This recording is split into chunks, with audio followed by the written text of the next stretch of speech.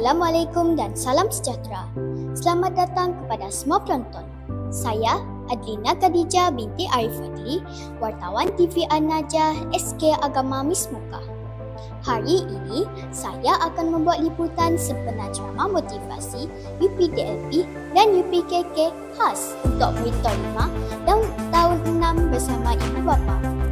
Program ini dianjurkan oleh Unit Bimbingan dan Kaunseling Kamis Muka dengan kerjasama Panitia Pendidikan Islam. Seronok betul suasana pagi ini kerana ramai ibu bapa hadir memberi sokongan kepada anak-anak. Penceramah jemputan ialah Encik Ismail bin Haji Johari yang menyampaikan ceramah motivasi yang bertujuan memberi dorongan dan panduan kepada murid-murid dalam membuat persiapan menghadapi peperiksaan UPDLP dan UPKK.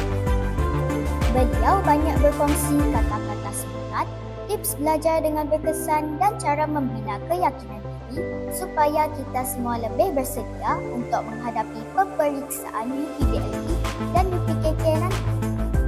Rakan setugas saya, Nur Izara Fizli yang berada di Dewan Ibu Muslimah Kamis Muka telah membuat liputan lokasi dan mewawancara penceramah jemputan ini.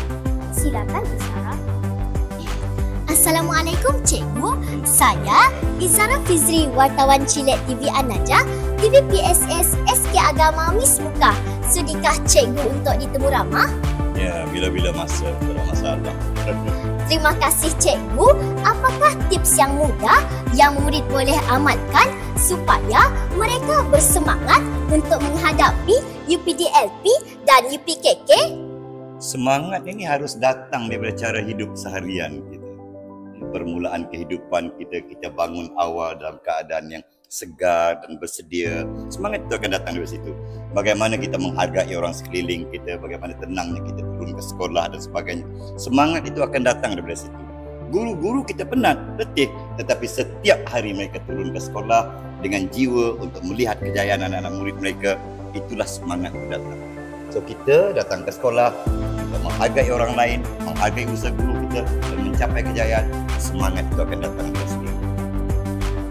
Sekiranya murid berasa gemetar atau takut semasa peperiksaan, apa yang cikgu syaratkan supaya mereka lebih tenang dan yakin?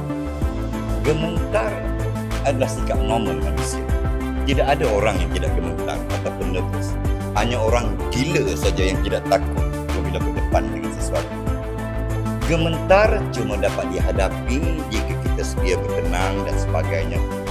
Gemetar datang kerana kita memiliki tenaga yang berlebihan. Salah satu tips, picit ujung meja kuat-kuat, alirkan tenaga ke arah meja. InsyaAllah tenaga itu kan perlahan-lahan menjadi elok dan pusingan darah kita menjadi lebih tenang dan elok. Cara yang paling baik adalah untuk mengelakkan gemetar dalam perasaan, persediaan awal mesti dilakukan. Itu yang terbaik. Terima kasih Cikgu atas perkongsian yang sangat bermakna. Assalamualaikum. Assalamualaikum warahmatullahi wabarakatuh. Terima kasih Izara. Program ini diharap dapat meningkatkan motivasi, disiplin dan keyakinan diri murid. Selain itu, ia memberi pendedahan berguna bagaimana cara untuk berusaha, menumpukan perhatian dalam pembelajaran serta membina kekuatan mental. Semoga semua murid tahun 5 dan 6 dapat memanfaatkan ilmu yang diperoleh seterusnya mencapai keputusan cemerlang dalam UPDLP dan UPKK tahun ini. Sekian sahaja liputan saya pada kali ini. Saya Adlina Khadijah binti Arif Fadli, wartawan Cilet TV An-Najah melaporkan untuk anda. Jangan lupa untuk tekan butang like, subscribe dan share. Terima kasih kerana menonton dan jumpa lagi.